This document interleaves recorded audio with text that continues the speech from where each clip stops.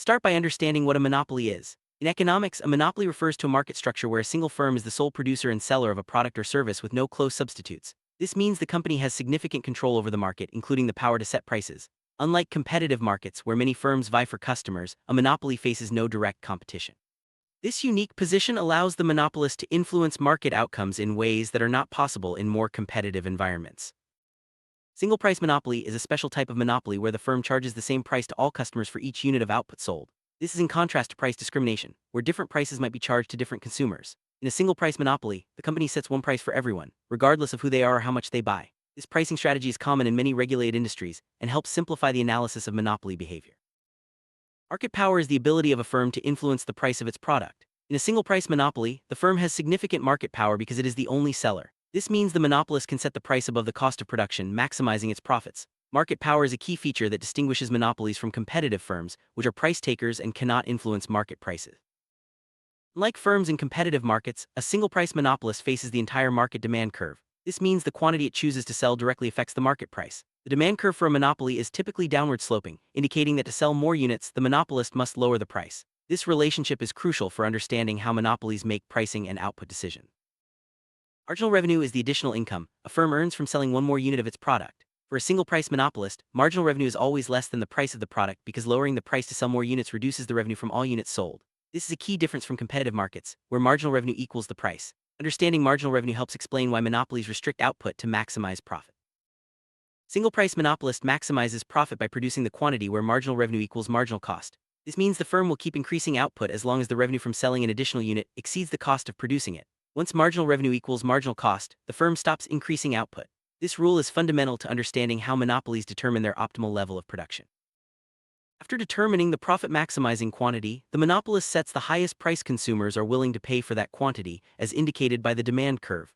This price is usually higher than the marginal cost, allowing the monopolist to earn economic profits. The process of setting price based on demand is a key feature of monopoly pricing strategies. Competitive markets, many firms sell identical products and no single firm can influence the market price. In contrast, a single-price monopoly sets both the price and the quantity. This leads to higher prices and lower output compared to competitive markets. The lack of competition allows the monopolist to earn greater profits, but it can also result in inefficiencies and reduced consumer welfare. Monopolies are often protected by barriers to entry which prevent other firms from entering the market. These barriers can include legal restrictions, control of essential resources, or high startup costs. Barriers to entry help maintain the monopolist's market power and allow it to continue setting prices without fear of competition. Some real-world examples of single-price monopolies include public utilities like water and electricity providers. These companies often operate as regulated monopolies, charging the same price to all customers. Governments may allow these monopolies to exist because it is more efficient for one firm to provide the service, but they often regulate prices to protect consumers.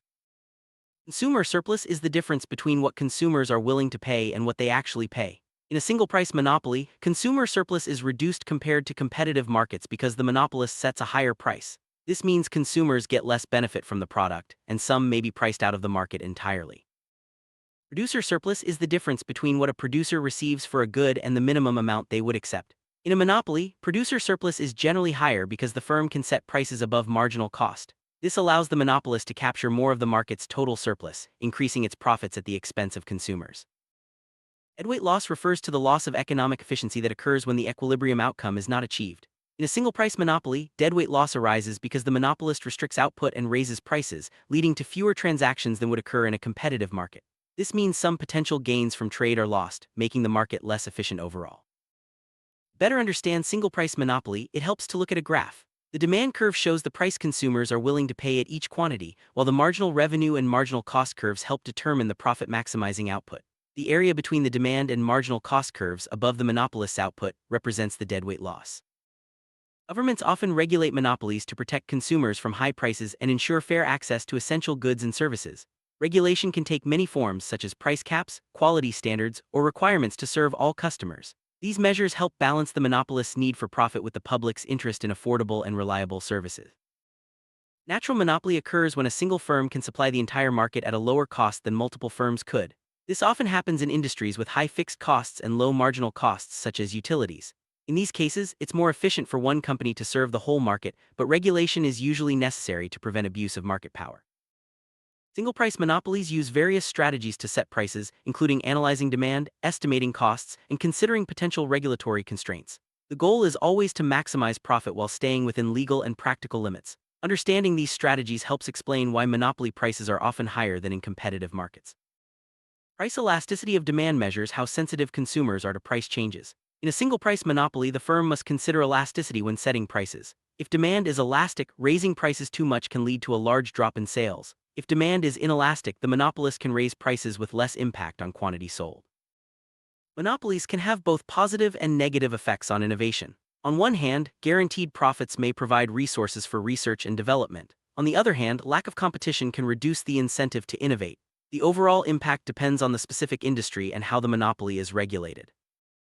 In a single-price monopoly, consumers have fewer choices because only one firm supplies the product. This can lead to less variety and lower quality compared to competitive markets. The monopolists' focus on profit maximization may not always align with consumer preferences, leading to dissatisfaction. In a monopoly, high barriers to entry prevent new firms from entering the market, while the monopolist enjoys long-term profits. Unlike competitive markets where firms can freely enter and exit, monopolies maintain their position over time, often due to legal protections or control of key resources.